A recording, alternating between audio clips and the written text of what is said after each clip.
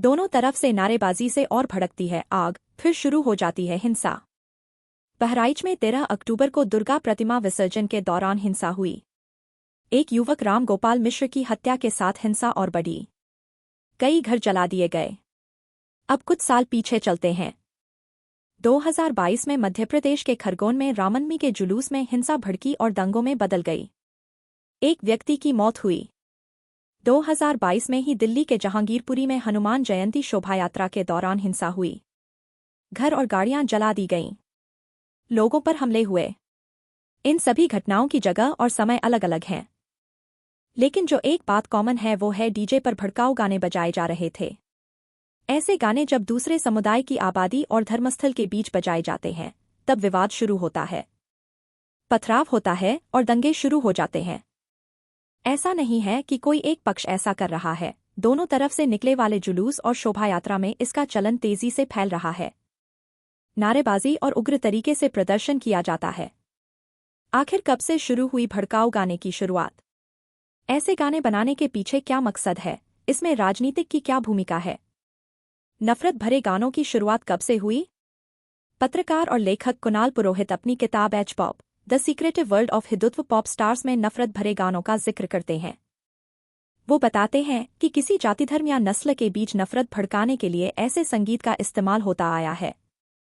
Germany के तानाशाह Hitler ने यहूदियों के खिलाफ इसका बखूबी इस्तेमाल किया था। भारत को लेकर लेखक और राजनीतिक विश्लेषक नीलंजन मुखोपाध्याय के मुताबिक एक धर्म के प्रति ऐसे नफरत और धमकी भरे गाने हमेशा से रहे हैं, बस इनकी संख्या कभी ज्यादा तो कभी कम होती रही है। उत्तर भारत में 90 के दशक का समय था जब राम मंदिर आंदोलन चरम पर था। तब कैसेट्स आते थे। बाजार में ऐसे गानों की भरमार थी। उस समय डिजिटल माध्यम नहीं था। क्या ऐसे गाने सिर्फ एक पक्ष की तरफ से बनते हैं? ऐसे गानों के मामले में दोनों ही पक्षों के कट्टर समूह सक्रिय रहते हैं। यूट्यूब और दूसरे सोशल मीडिया प्लेटफॉर्म पर हिंदुओं के खिलाफ भी नफरत भरे गानों के वीडियो मिल जाते हैं। इन वीडियोज पर भी करोड़ों व्यूज हैं। विवाद के समय दोनों पक्षों के ही कट्टर समूह नफरती नारे लगाते हैं। इससे विवाद बढ़ता है, दोनों तरफ से भीड़ हिंसा पर उतारू हो जाती है। इससे उनका भी नुकसान होता है जिन्हें इससे लेना देना नहीं होता है।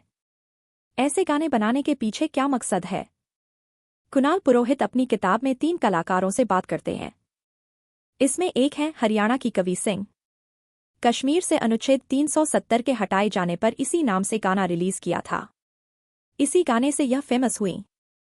दूसरे कलाकार हैं 28 साल के कवि कमल अग्नेय। ये गांधी के हत्यारे माने जाने वाले गोडसे के समर्थन में अपनी कविताओं के लिए जाने जाते हैं।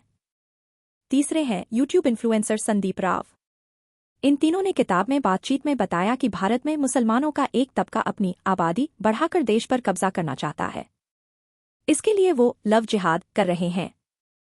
कुणाल किताब में इनकी कट्टरता के पीछे वजहों में इनके निजी जिंदगी के अनुभवों के साथ ही कश्मीर से अनुच्छेद 370 के हटाए जाने, पुलवामा अटैक और एनटीसीए प्रोटेस्ट को बताते हैं।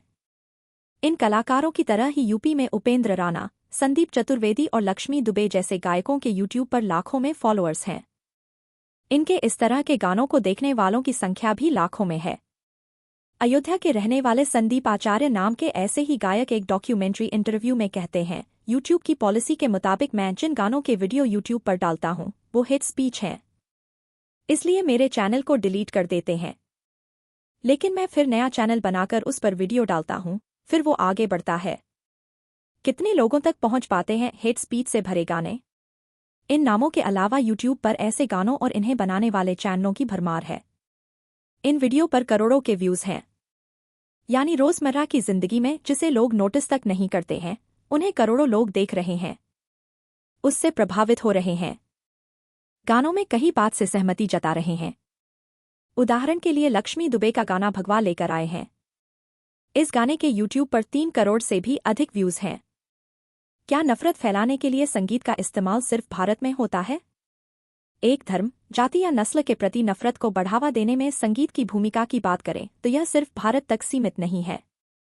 1990 के ही दशक में अफ्रीकी देश रवांडा में बहुसंख्यक हुतू जनजाति ने अल्पसंख्यक तुत्सी जनजाति के नरसंहार को अंजाम दिया। इसमें करीब 80,000 अल्पसंख्यक तुत्सी जनजाति के लोगों को मौत के घाट उतार दिया गया। इस विभत्स नरसंहार का एक हिस्सा संगीत भी था। तब रवांडा में 2 बड़े रेडियो स्टेशन रेडियो रवांडा और रेडियो टेलीविजन लिब्रे डेस मिल कोलिंस को हुतू कंट्रोल करते थे। इन रेडियो स्टेशन से तुत्सी जनजाति के प्रति नफरती, भड़काऊ और अपमानजनक गाने बजाए जाते थे। ऐसे में ये गीत नफरत की खाई को और गहरा करने का काम कर रहे थे। 2 समूहों के बीच नफरत बढ़ाने और धमकाने के लिए संगीत का कुछ ऐसा ही इस्तेमाल म्यांमार में रोहिंग्या मुसलमानों के खिलाफ भी देखने को मिलता है। ये गाने नफरत और हिंसाओं को उकसावा देने वाले कुणाल राजपुरोहित के मुताबिक ऐसे गानों पर किसी का ध्यान नहीं जाता है। सोशल मीडिया ने इसमें बड़ी मदद की है। जिन लोगों तक यह पहुंचना चाहिए वहां बस ये पहुंच जाते हैं। इसे सुनने के लिए ना घर से बाहर निकलने की जरूरत है, ना ही किसी सभा या समारोह में जाना है। अब सब कुछ बस एक क्लिक की दूरी पर है। इन गानों के माध्यम से हिंसा और हत्या करने तक को सामान्य बताया जा रहा है। किसी का धर्म देखकर हत्या कर देने को असामाजिक की जगह सामान्य बता दिया जा रहा है। ऐसे गानों को लेकर अध्ययन करने वाले इसके इतने सहज तरीके से फैलने को लेकर बताते हैं कि यह हेट स्पीच संगीत के रूप में होता है। बीट्स के साथ ऑटो ट्यून की हुई लय में आवाज होती है, इसलिए यह मसले की गंभीरता पर एक आवरण डालने का काम करता है। क्या अखिलेश का इशारा भी इसी तरफ था? सपा प्रमुख अखिलेश यादव ने बहराइच हिंसा पर कहा, घटना किस कारण हुई है शासन प्रशासन सब जानता है, सरकार को न्याय करना चाहिए। एक चौकी इंचार्ज या वहां पर मौके पर कोई और छोटा अधिकारी हट जाए, उससे कानून व्यवस्था नहीं संभलेगी। जिस समय ये यात्रा निकलनी शुरू हुई, प्रशासन को ये ध्यान रखना चाहिए था कि यात्रा का रूट क्या है, रूट पर पर्याप्त पुलिस है क्या, इसके साथ साथ उन लाउडस्पीकर पर क्या बजाया जा रहा है। अगर यह बात मैं कहूं तो हो सकता है सरकार कुछ और बात कहेगी। प्रशासन को ये ध्यान रखना चाहिए था कि आखिर क्या बजा रहे हैं, क्या किसी को अपमानित कर रहे हैं। ये पूरी जिम्मेदारी सरकार की थी। हेट स्पीच को लेकर कानून क्या कहता है? भारतीय न्याय संहिता के सेक्शन 197(1)(c) के मुताबिक जो कोई धर्म, नस्ल, भाषा, क्षेत्र, जाति या समुदाय के आधार पर दुश्मनी या दुर्भावना पैदा करता है या हिंसा करने या कराने की कोशिश करता है, ऐसा व्यक्ति सजा का पात्र होगा। ऐसे लोगों को 2 साल तक की सजा और 5,000 रुपये तक का जुर्माना देना होगा। कोई किसी भी तरह के शब्द, प्रतीक या किसी अन्य माध्यम से डर पैदा करने की कोशिश करता है तो उसे 1 साल तक की सजा और 5,000 का जुर्माना देना होगा। यह खबर भी पढ़ें।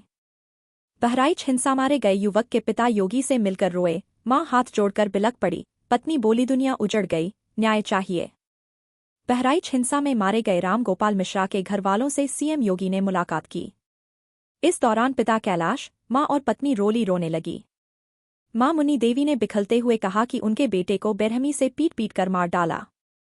हमारा सब कुछ छिन गया। यहां पढ़े पूरी खबर।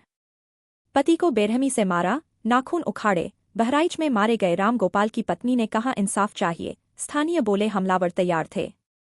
13 अक्टूबर की शाम 5 बजे फोन आया था, तुम्हारे पति राम गोपाल को गोली लगी है, पैर में लगी है, जान नहीं जाएगी। मैं अस्पताल पहुंची। जो देखा वो बहुत भयानक था। पति को जानवरों की तरह पीटा था, प्लास से नाखून तक निकाल लिए थे। अब सिर्फ इंसाफ चाहिए।